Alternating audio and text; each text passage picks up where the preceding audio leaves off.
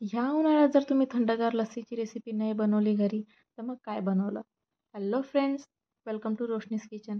तर आज मी इथे गोदावरी दही घेतली आहे आणि मी दहीपासून अगदीच साध्या सोप्या पद्धतीने लस्सी बनवणार आहे. तर इथे मी गोदावरी दही घेतली आहे एका स्टीलच्या छोट्या बाउलमध्ये. त्याच्यामध्ये मी 5 to 6 आईस क्यूब्स ॲड करणार आहे आणि ते व्यवस्थित मिक्स करणार आहे. याच्यामध्ये चवीनुसार साखर टाकायची, जास्त पण आपल्याला साखर टाकायची नाही आहे. लस्सीला थोडीशी आंबट गोड दोन्ही टेस्ट यायला पाहिजे. बस याच्यात मी जास्त इन्ग्रेडियंटसुद्धा ॲड केले नाही. अगदी सोप्या पद्धतीने ही लस्सी इथे मी बनवली आहे आणि एकदम छान टेस्टी होते ही रेसिपी. तर व्हिडिओ आवडल्यास नक्की लाईक करा.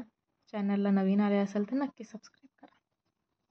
तर हे तुम्ही मिक्सरमध्ये पण ग्राइंड करू शकता, पण मिक्सरमध्ये करण्यापेक्षा हे हाताने केलेलं कधीही बेस्ट. त्यामुळे तुम्ही इथे स्पून किंवा जो मिक्सर असतो हाताचा त्याच्याने पण तुम्ही मिक्स करून घेऊ शकता. आणि मी इथे फक्त अर्धा ग्लास थंड पाणी ॲड केलं आहे. त्याच्याशिवाय त्याच्यावर जास्त पाणी ॲड करायचं नाही, नाहीतर जास्तच पातळ होऊन जाईल आणि चव छान लागणार नाही. त्यामुळे अगदी कमी पाणी ॲड करा. आपण ऑलरेडी इथे 5 to 6 आईस क्यूब्स ॲड केलेले आहेत म्हणून. तर ही आपल्याला खूप जास्त फेटून घ्यायची आहे आणि कंटिन्यू फेटत राहायची आहे.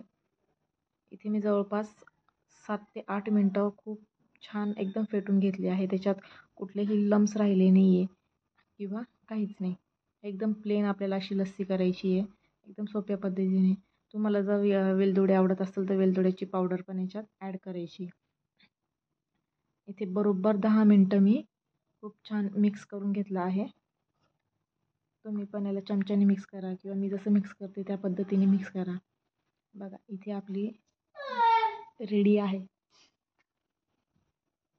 लस्सी. एकदम छान रेडी झाली आहे. एकदम घट्ट पण, जास्त घट्ट पण नाही किंवा जास्त पातळ पण नाही.